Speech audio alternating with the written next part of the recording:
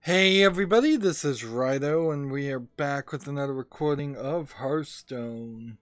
Today is Monday, April 23rd, and we are back in business. Hopefully, let's just make sure we've got everything where we want it. There we go. Tragic Master's already on the chat saying, Hearthstone root, good day everyone. Hope the gamers are awesome. The games are awesome for you today, for you all today. Thanks, Tragic Master. Let's see, what do we have to do today to start off with? Why on the Asian account do I not have a spin? Well, I may have started a little bit early. So, we have no overlap with the Rogue Warrior, where it's win 3 games. I don't feel like this has been made any easier. Maybe it was win 5 games before for 60 gold, but even at that, it doesn't feel like it's been a major change. And then cast spells. Let's see. This will be back in 2 days. I spent the weekend not recording because basically, I'm assuming I was correct in that I had an ear infection and still probably slightly do, but I'm recovering from it, so it's not too bad anymore. So instead, I scheduled a lot of videos, but not all of them. I'm almost done, but I still have 2 or 3 pages. And watched Lemony Snicket's a series of unfortunate events. Let's see, I guess we're just gonna play Druid Warrior on Netflix season 2. Season 2 ends on a bit of a cliffhanger, but without a song, so I'm a little disappointed in that. The Hearthstone related thing I did, however, is I went back in here and I made some wild decks just on my own. That way, if we have anything like spell, for instance, we can just do that now, right? This is back to me building my own decks and not listening to Hearthstone replay.net. It seems like there's kind of some high restrictions on hsreplay.net, and they're probably not getting enough metadata from newer players and players that just don't have all the cards. So to get in line with their suggested meta decks for standard play, I'm gonna need a lot of dust, and I just don't think that's super realistic, like that's gonna happen until maybe the next expansion. There's just cards that are missing. So in the meantime, I'm just going to have to build my own decks, which I'm just fine with that too. At least for the Asian and European account. So this is a standard, what I loved about the Priest style deck. Although it is more heavily built around playing spells and playing Priest cards. Which I think is still a daily quest, is to play specific character classes cards. It is not particularly a deck designed around succeeding 100%, but it is also not a deck that's just a random collection of the first 30 Priest cards I could play. There was some actual thought put into this, and some actual effort put into this. That being said, it's also a wild deck, and I'm not sure if maybe the Asian and European accounts should possibly be in wild play more. Like, it might be that only standard players who specifically just have started like right now with the most recent expansion are they may be the only people that really benefit from playing standard. It might be that everybody now is in a much better place to let's see. Well, I'm gonna try and toss this out, but I'm gonna have to silence a minion to do that, so I'm gonna go and silence this one. Yep. No counterspell? Oh wow. No counterspell. Okay. Oops.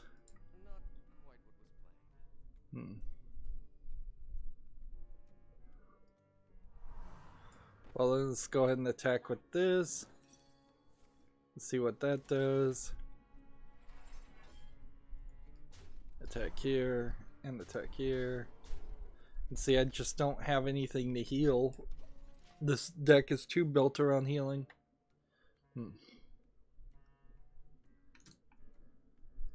We have a huge amount of news to talk about today. A lot of things came around the weekend. I did spend some of the Friday, maybe Saturday, specifically building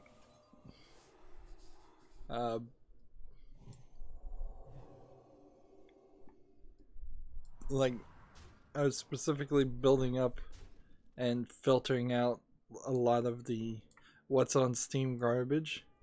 There's a new website that I want to ask people's opinion on.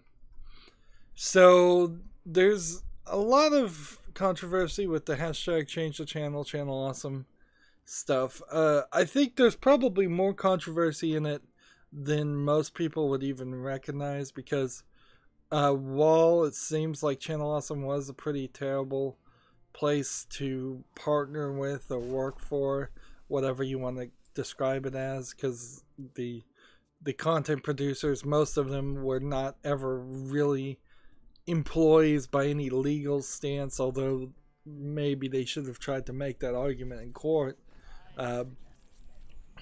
like the Uber contractors have tried to do. That a lot of the content creators are also a bunch of, I mean, it's a really oversimplification, but it seems like they're a bunch of whiny snowflake SJWs that are trying to write a narrative in their 66-page complaint letter that they put public. Like, I'm not saying any of their grievances were invalid, but also there was certainly an agenda there. It seems to, as I've seen more and more things on YouTube, and YouTube has more and more recently been pushing me towards more conservative, anti-liberal, anti-SJW content, which it's kind of funny. It's like YouTube is radicalizing me against itself, because that is YouTube in a nutshell, like, as a company.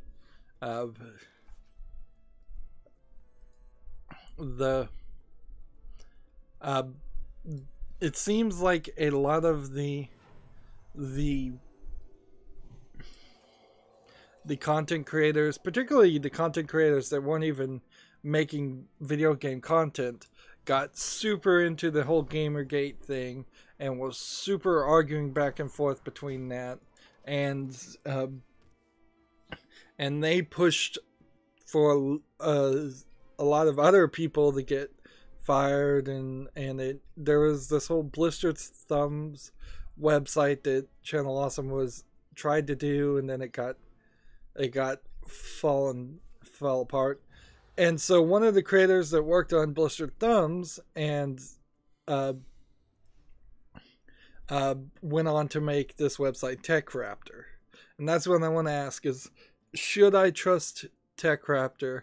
Because their website clearly is built around the concept, as far as I've seen so far, of ethics in games journalism, which is something I've complained about personally, and something I want there to actually exist. And I'm not talking just ethics in games journalism as in it's a code word that that we're still fighting Gamergate. I mean, it was before and after. There have been many instances of most games journalists not knowing how to write articles, not knowing the English language, not being edited, not cozying up to the developers and the companies that make games to an inappropriate, unprofessional amount. We see it over and over again. And a lot of it is in channels that at one time, at least, I definitely was a fan of. Like Giant Bomb, as it gets more and more about a personality of specific people, has them bring in a lot of people from the video game industry and be very friendly to them, beyond what would just be a professional courtesy or a professional distance. And that's my little niche. I mean, there's certainly a lot of problems in all journalism of just people not being ethical and people writing very biased, intellectually dishonest articles. So I would really like to see if TechRaptor is the news source. I mean, you hear me almost every single stream. They're playing this same old thing. Here's the problem with playing freaking Wild right here is anytime I play Wild, I'm gonna run up to some mage trying to play this thing. So we're still in this point where we kind of need something nerfed. Like, you really need something nerfed.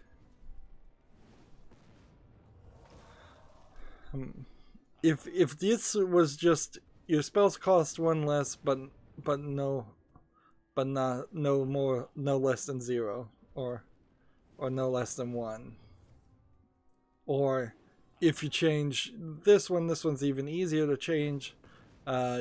You adds a fireball to your hand at the end of your turn. That would be very helpful. Now, of course, my fear is that people are going to tell me don't read TechRaptor. I'm going to start reading and following TechRaptor on Twitter and getting my news from them, and they are going to be such a swing in the other direction that they have biases too. But it's kind of hard to have an extremely conservative bias that really affects your review of a game, of a video game. I mean, I don't know how you really do that until you start getting to the point where you're just not playing video games at all. Like if you're saying GTA is too violent, if you're saying Far Cry 5 is an attack on Christians, I mean, at that point you probably have a problem with every single game that exists, and I think you push yourself out of the video games industry, and you just are then you lose all credibility.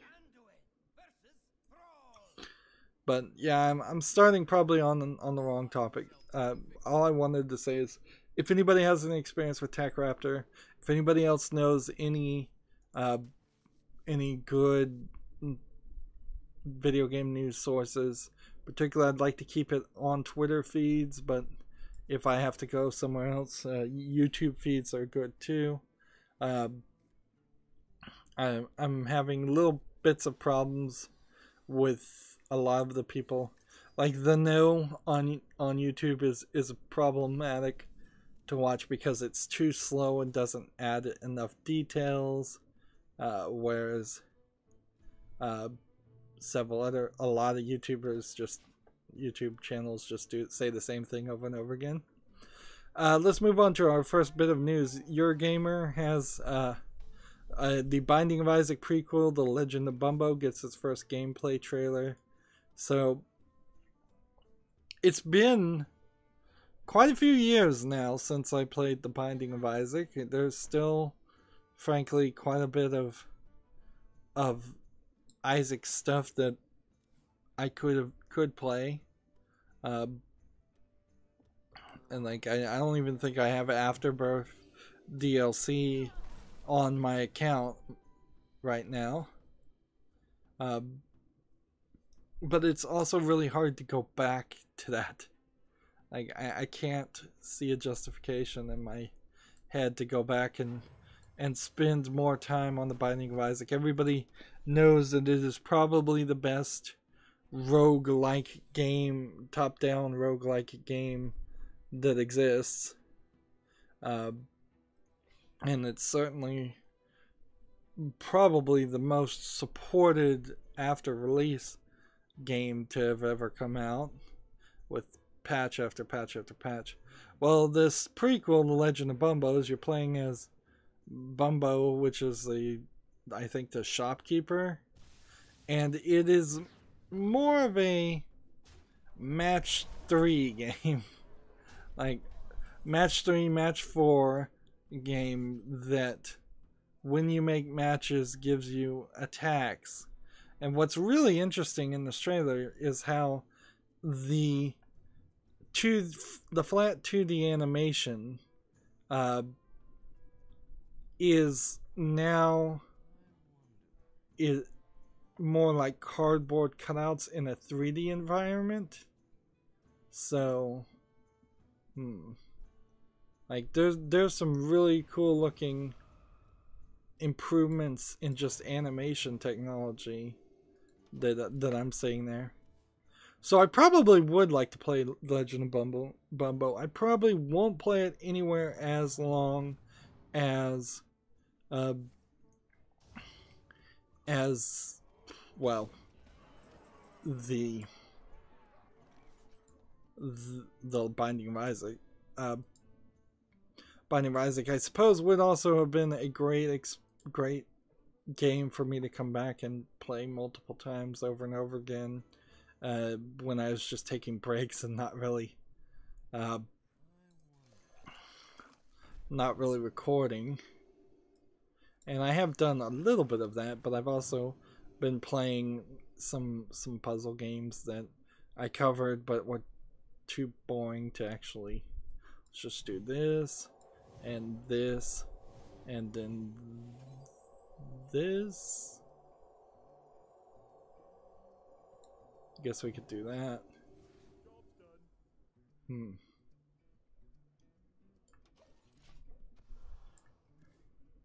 I don't believe The Legend of Bumbo is I didn't even see the release date on it, actually. They're still working on it, so it's probably pretty early. We have Alex Diaz saying hi on the chat. Hi. We've got a game on Steam called Anoix. Anoix? And what kind of game is this? Okay, I will say this looks like a 3D version of a student project. But it does have an interesting concept because it's Arkanoid, but Arkanoid with a circle happening.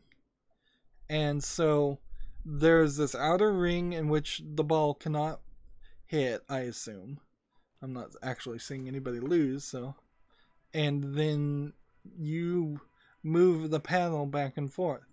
And in the inner parts are some destructible cubes and spheres that I assume are asset flips. It does seem like it is the beginning of an idea for a game. The problem is it's 40% off right now for $5.99, and it has like 2 positive, 1 negative reviews, and the 1 negative is in Russian. Like,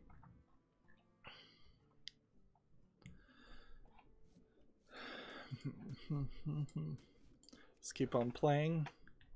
while we're doing this.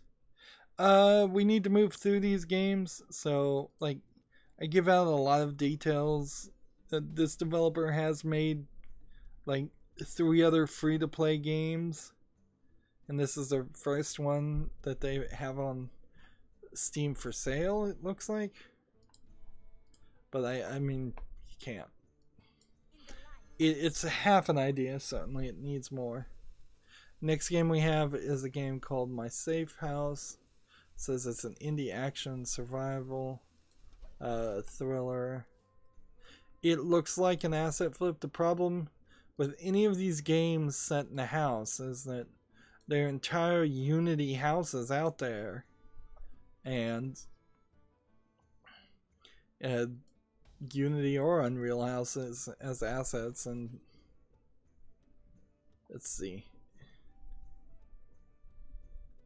what is the description? After hearing loud thuds and getting texts from your sister, a young teen realizes that she might have to hide in her own room from the dangers that might come.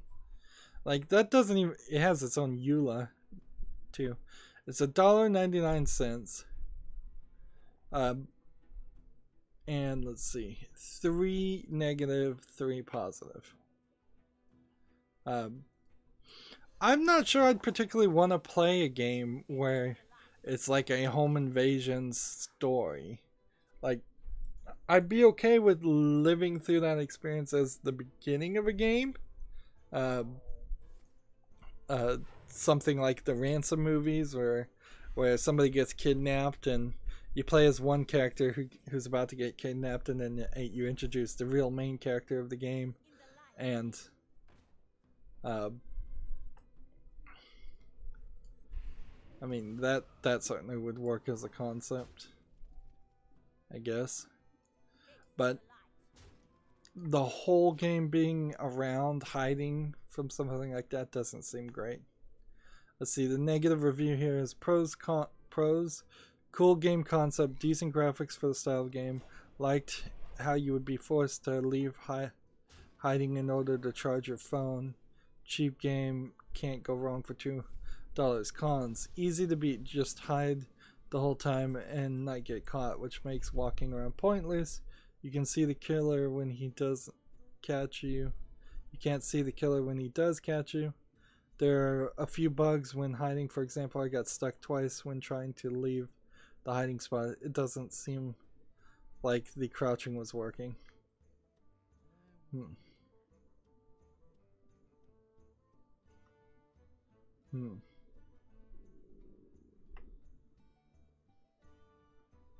Like, hiding in your house as a concept, yeah, seems like that would play on some fears that a lot of people might legitimately have. Alright, so what am I gonna do now?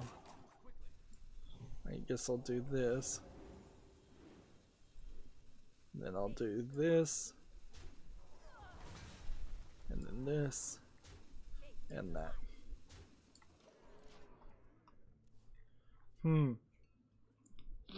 There probably is a game out there, but I'd have to ask people to tell me in the chat. Have you ever seen a game where you're mostly hiding around the house? I guess at the core of it, it is just Silent Hill. Or any number of horror games. Resident Evil 7, again, I guess would be a decent example of a game like this, where you're running around the house hiding from bad guys. Yeah, Resident Evil 7. That's what this is. This is a very dumbed down, no storyline really example of Resident Evil 7. I kept thinking of like PT, but you know, PT you're not really hiding in the house, but Resident Evil 7 you definitely, for that first act. I saw some information about how RE7 was made and how it was seemed like it was very much made in the similar way that RE6 was made, in which there was 4 different teams, a different team for each act, which kind of explains a lot, because while that first part of RE7 is very interesting and catches everybody's attention, by the time you are at the last part and you're on that boat, you really are just totally what's the word to say? Yeah, you're playing something like the boat section in other Resident Evil games, like Resident Evil 5. There was a big boat section that was boring. Ideally, you would have wanted the team that made that first act to have made the whole game. Ideally, the first act might have been long enough to be justified as the whole game. But there were later parts, and a lot of criticism and reviews didn't go into those later parts. A lot of the ones I saw, at least,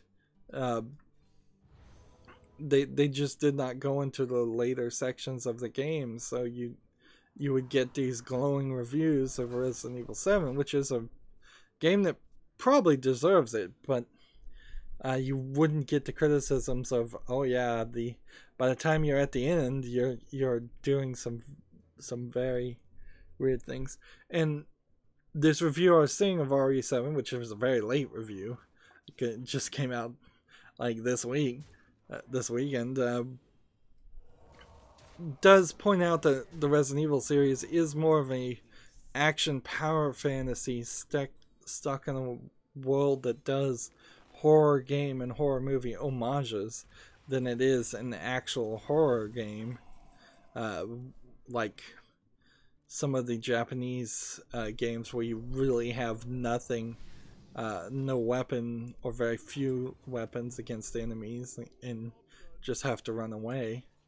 Those pure horror games where you can only run away, though, aren't the best either. Let's move on, though, in the news, because I'm kind of just ranting. PC Gamer has a article. It's Iratus, Iratus, Lord of the Dead, an RPG inspired by Darkest Dungeon, is heading to Kickstarter this next month. I am 100% certain that PC Gamer is getting some kind of kickback or advertisement, even if it's just getting more clicks and views by covering Kickstarter games that should not be covered. And it is totally ridiculous to say Darkest Dungeon inspired an RPG when Darkest Dungeon itself is an RPG.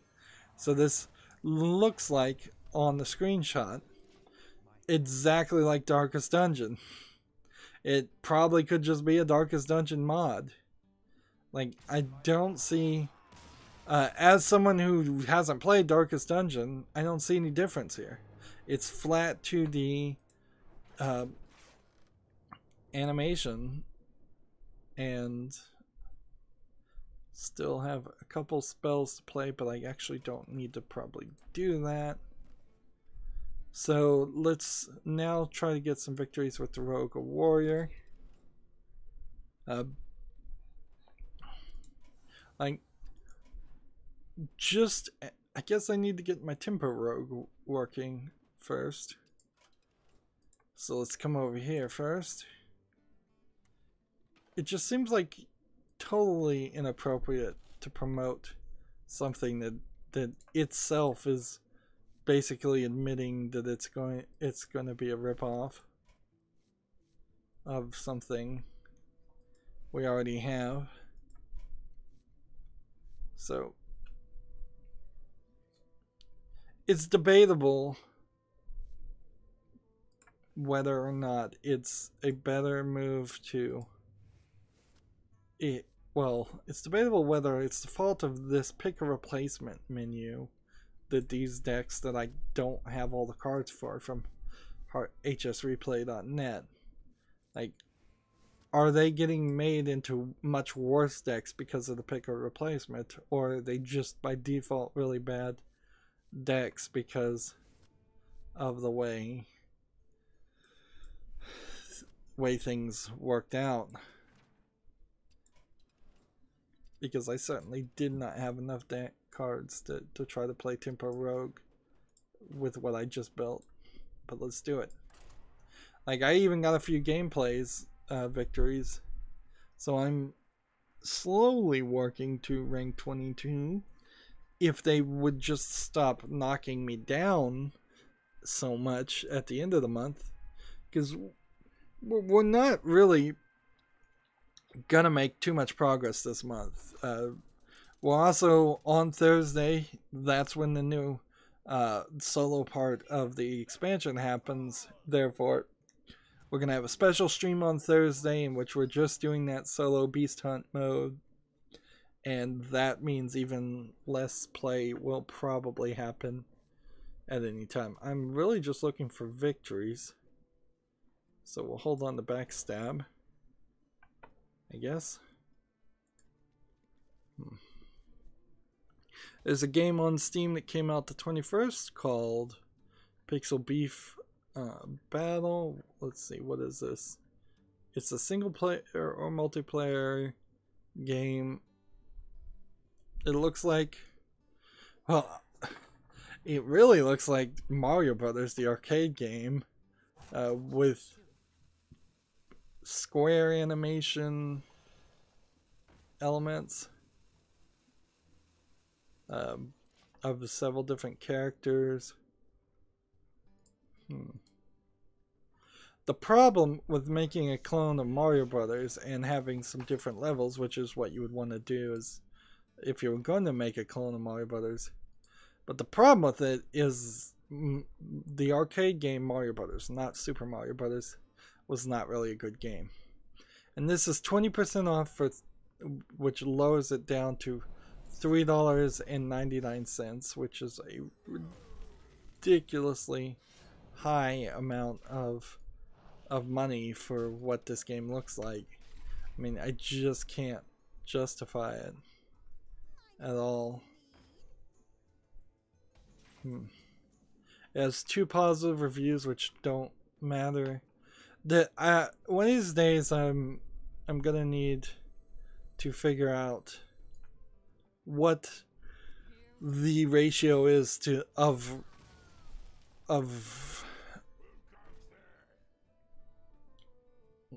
like what in my mind is the ratio of positive reviews to negative reviews, because it is not a 1-to-1 ratio. If I see as many as 10 positive reviews, I'm just suspicious until I see at least 1 negative review. This is the first game by this developer for Pixel Beef Battle 2. The graphics, I mean, they are definitely an artistic style. They are a cheap artistic style, a little bit 8-bit pixel-y, but it's up to 4 players and multiplayer, and I think there's a lot of expectation here for the people playing to make their own game out of it.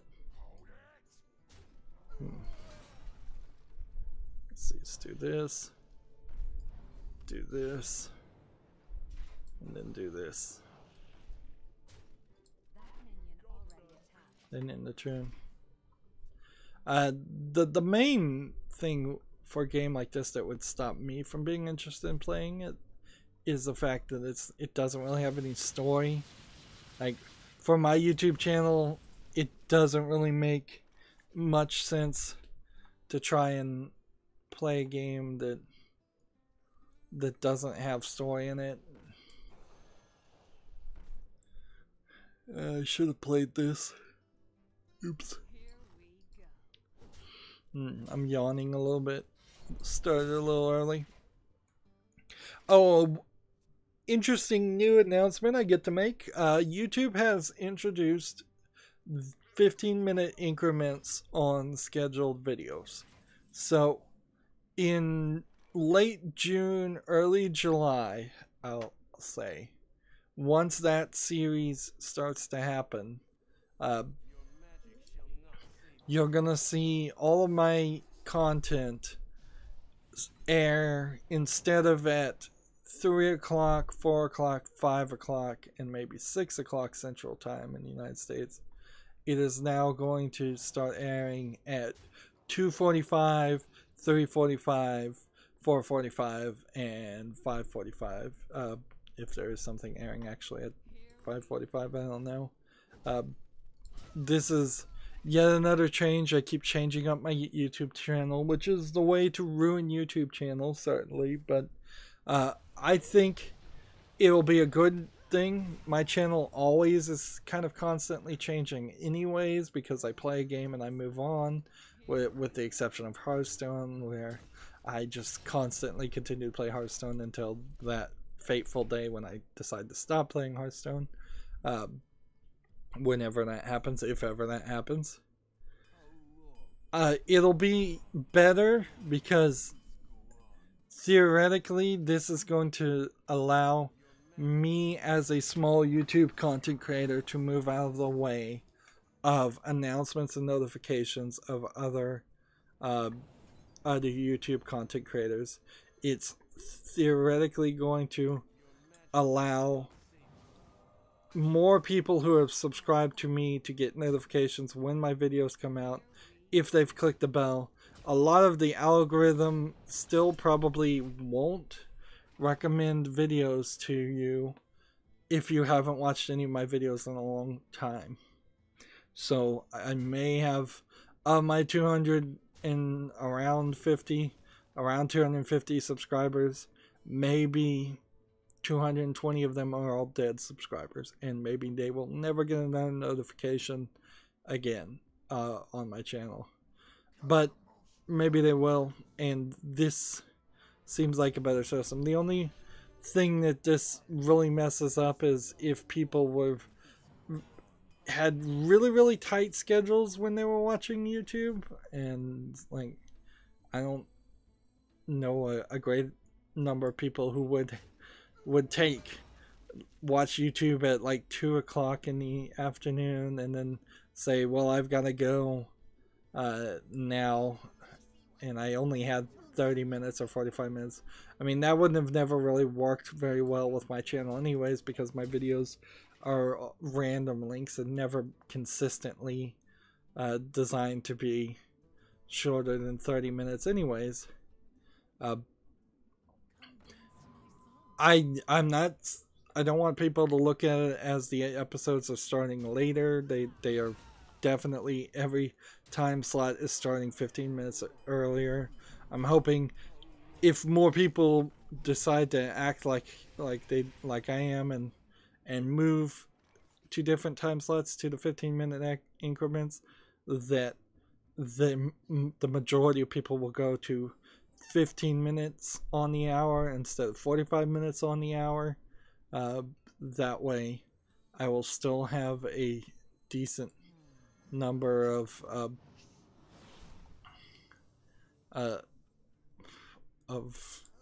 new viewers that can watch, and can watch more consistently.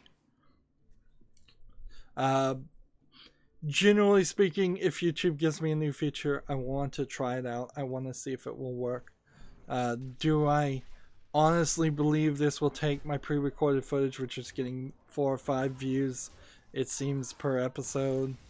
Do I think that by putting it at 45 minutes on the hour will suddenly double the views? No.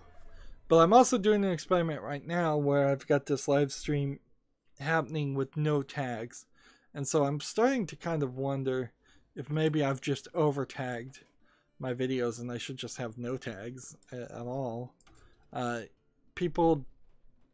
There's never been any feedback to imply tags ever worked whatsoever. So it's possible that because so few people actually use tags, I've just over-tagged my videos, and that's caused a problem. Although I kind of disagree with that, because if you start watching one of my videos, it does seem like you get locked into a loop of the YouTube algorithm suggesting more of my videos. However, that seems to be kind of the case with YouTube anyways, is that if you watch one person's video and you don't like that one person's content, you're stuck with them for a very long time until you go out and find some new people. And you really have to search to find new people because the suggested feed just does not work at all. Like, YouTube is so bad about giving me something new.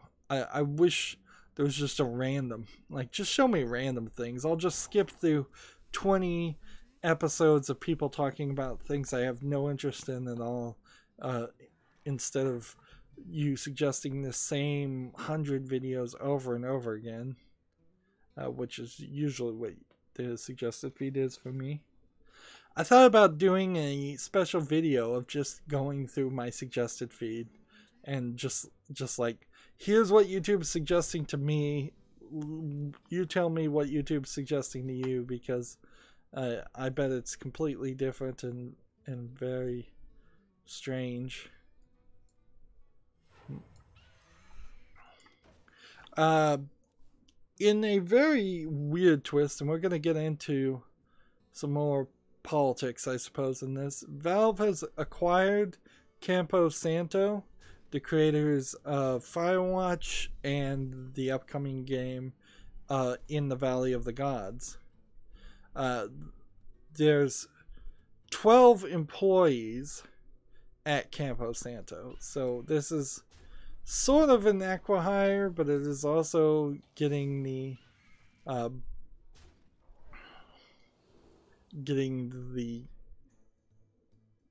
great benefit of hiring people who wrote the season 1 of The Walking Dead and people who made Firewatch for as controversial as it is. And see, that's kind of the problem here, is I really am coming from this from two different directions. Like, we've already known Valve is kind of weird, I guess is the best way to put it. I can't really put it a different way without putting some kind of biased spin on it and being inaccurate. But they've bought a company here that definitely has some history. In the credits of Firewatch, they thank Anita Sarkeesian. Perhaps you could dismiss that for the fact that maybe they thanked her before she had really even gotten too deep into her feminist frequency. There was a brief time when her Kickstarter seemed like it was going to do a lot different videos than what it actually were, and it's kind of forgivable if somebody funded the feminist frequency before they saw all of our content to disagree with it. But then Campo Santo also has the stupid business practice of first of all, they kind of got Firewatch a lot of attention by having PewDiePie play the game. Then they DMCA'd the video that I believe, I could be wrong about this, and it's been a while since we've dealt with this controversy. I believe they gave PewDiePie permission. So, if PewDiePie had more money, I guess, or more spine, he should have sued and fought that DMCA. They made the inaccurate claim that video game commentary, particularly PewDiePie's video game commentary, has never been fair use, which is the argument that everyone who doesn't want fair use to exist always makes, is that it doesn't ever apply for anything ever. But remember they stepped in and DMCA'd it because of something PewDiePie did on a completely different game, and they could have just kept their mouth shut and done nothing, or shake their head, or put a snarky tweet out on Twitter. But I mean, even the snarky tweet on Twitter wouldn't have been beneficial to them selling their product. So you have 12 employees here. Well, at least some of these 12 employees at Campo Santo that are uninterested in being professional and ensuring that their products sell. And because of their DMCA, people started boycotting Firewatch, although the vast majority of the people who were boycotting Firewatch before that point were boycotting it because it was a boring, not boring, actually probably one of the best walking simulators out there, but it's still mostly just a walking simulator. Like, I'd hate to really put money into Campo Santo's pocket, but I'd still play Firewatch today just to see it. Although in the Valley of the Gods, if it's the game I'm thinking about, actually is not even, I think, too much different than Firewatch. So there was a lot of review bombing and negative reviews, and then that opened up to the next controversy of the day, where PC Gamer in particular and other people are saying Valve should do something to control all these reviewer bombers, because they shouldn't be allowed to have an opinion, I guess. I mean, honestly, I think you can't really write a review for a game unless you own it. And if you own it, you have a right to speak to it.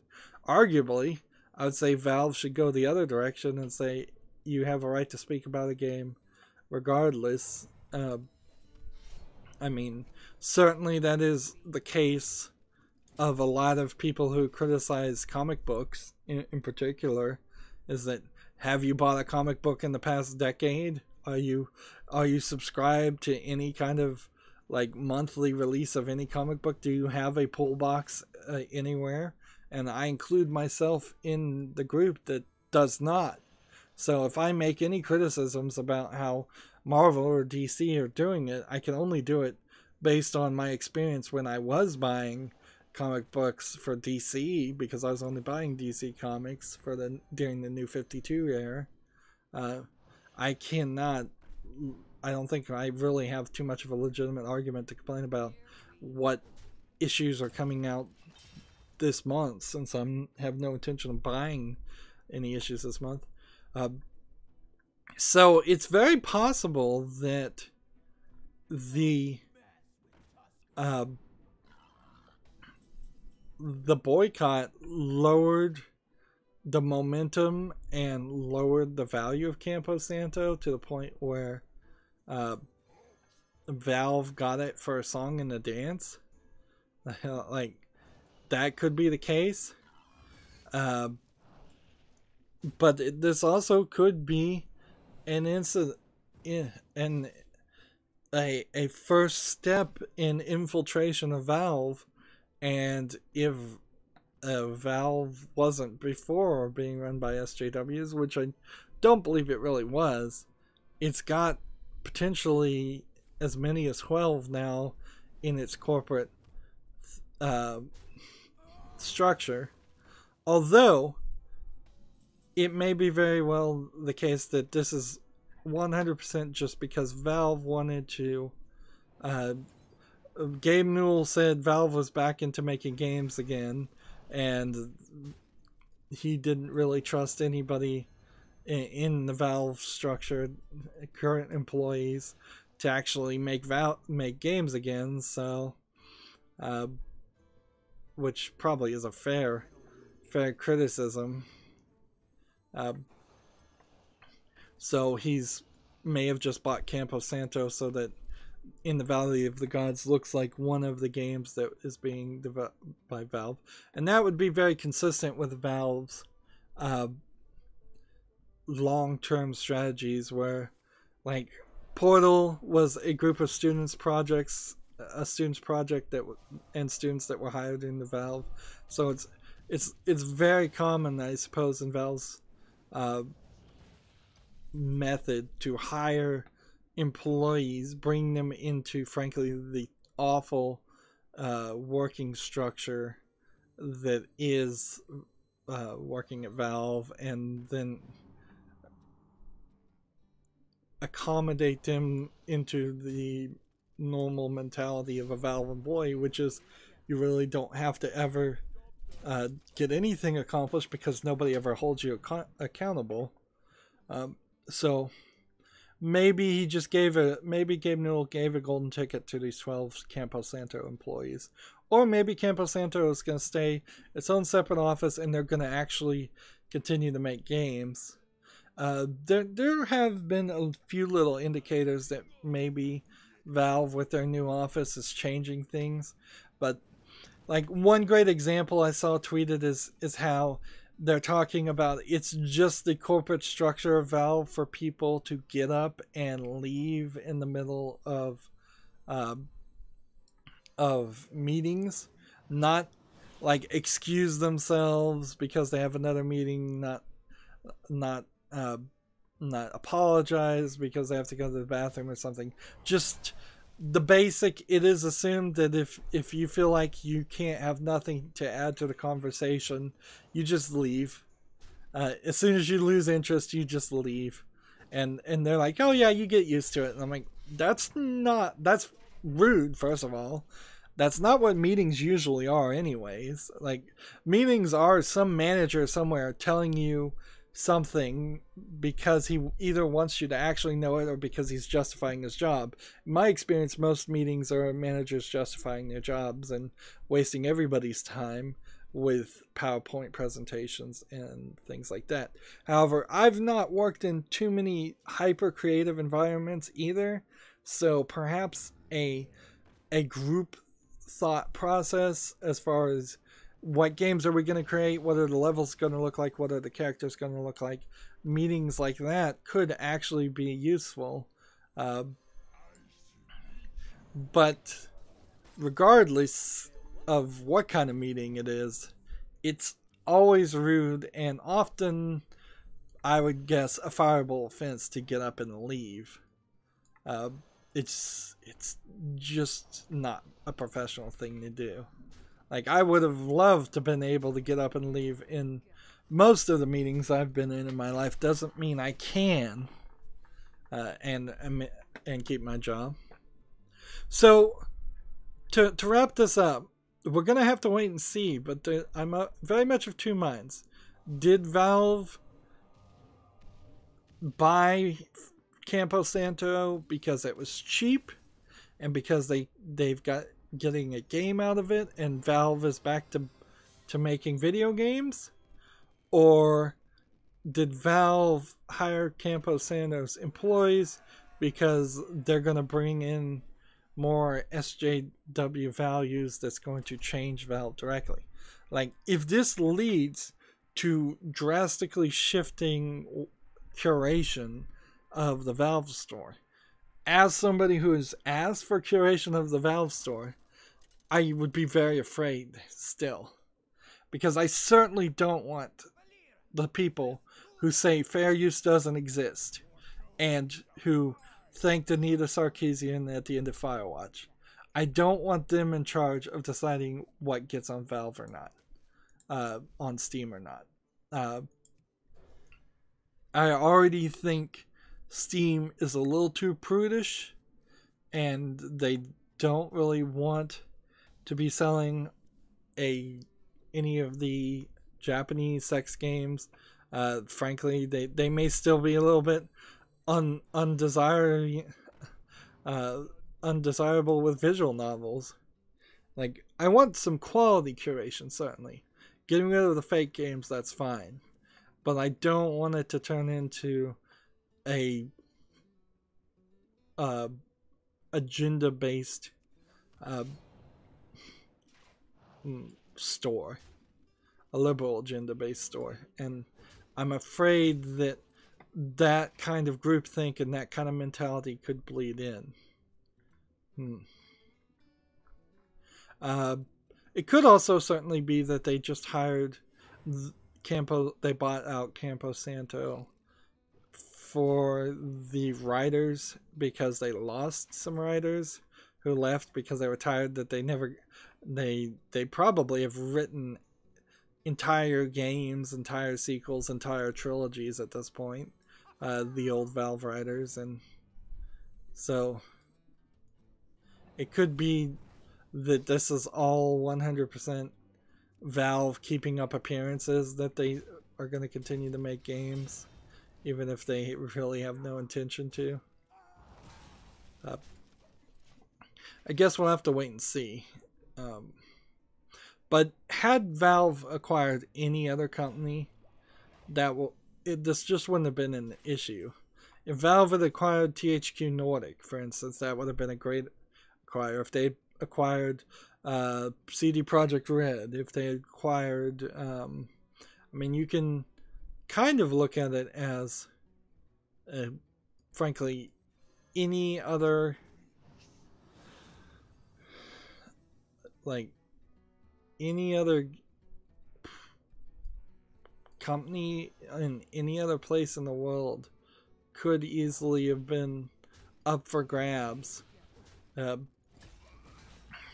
Like, I wouldn't put it past Valve to merge. Right? They probably don't have enough money, but they could probably have merged with the Xbox division of Microsoft, and then that would have been interesting.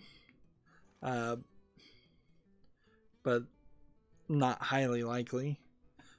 Valve could acquire Sega, probably. They probably could acquire or merge with Sony.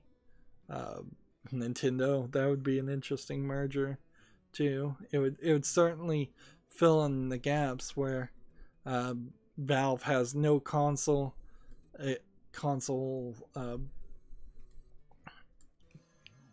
no real consoles experience that was successful, and Nintendo has no real PC experience that would be successful. It would be a marriage in heaven. But there's tons of other little companies too.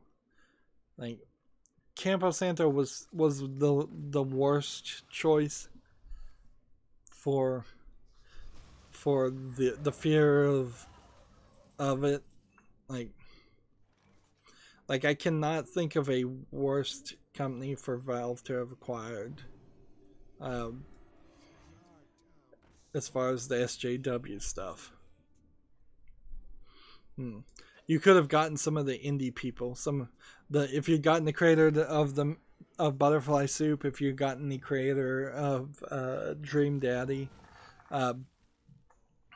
maybe that'll be the next couple of announcements. We're just gonna have to wait and see, though, I guess. Like I really am more in the tinfoil hat territory of, like, I have fears, I have concerns, but there's no evidence whatsoever. It could very well be the exact opposite. It could be that in getting purchased by Valve, Campo Santo was given direct and clear message to cut out all the SJW junk that they've done in the past, and that they're all going to be under tight leashes. And heck, it would be even nice if they were educated on why their opinions are not helpful to a creative industry and not really useful at all. Speaking of not helpful, there's a game on Steam called America's Retribution. It came out April 21st. I want to just reload this page to see if it's still here. So the trailer starts with a realistic trailer advertising the game, but has footage of Donald Trump signing a bill, like live action footage of actual U.S. President Donald J. Trump citing a bill. This is one of those, and the video says breaking news: Trump endorses video games. So this is probably illegal. I think it is beyond parody, because it is believable somewhat that the president might endorse a video game, even though that too, I believe, would be illegal. So this is 25 Steam achievements, $5.99. Let's see. It is one of these fake games. It looks like Contra. It's a bad MS Paint Contra game. We're playing as Trump. Somebody did put some effort into this, at least for the screenshots, but this could be a 5-minute experience. This is the first game by this developer, so he is coming out strong with a political, controversial game that's not exactly what you want to do. The problem with this is it's just not going to be a good game. It's not going to be a good enough game, and it's going to be dated in a couple of years, and it's going to just look really dumb. You can play as the second player's pins. The graphics just don't look that good. It's 16-bit graphics, low resolution type stuff. You know, of all the Trump politics, jokes, meme games, this one seems to be consistent to be just a Contra playing as Trump. The graphics are an artistic style. They don't look great, but they don't look awful. Like, there was some real effort put into this one, but yeah, I think you just start off with a flawed concept. If you're gonna try and lambaste a political figure, you probably are better off simply doing that in the context of a cheap, easy game versus putting effort into it, because at the end of the day you're going to probably get the same minimal amount of sales as possible. Unlike the games that I've seen that are made by, like, the RUS developer who is flooding Steam with a bunch of like Kim Jong-un games and jokes and things like that, and putting no effort into it. Like, it's hard to make the justification that is extremely offensive. Like, there almost certainly were games where you played as Obama in a positive light that came on Steam when Obama was president. There probably were games where you played as Bush. I think I could certainly agree with Valve's curation decision to say just no political figures whatsoever, no living political figures, and no controversial figures. Looking at this game called Haldor, Haldor. It looks like an asset flip for a medieval like game, but it's still just asset flips. It says it's early access, 10% off for $3.59. No reviews.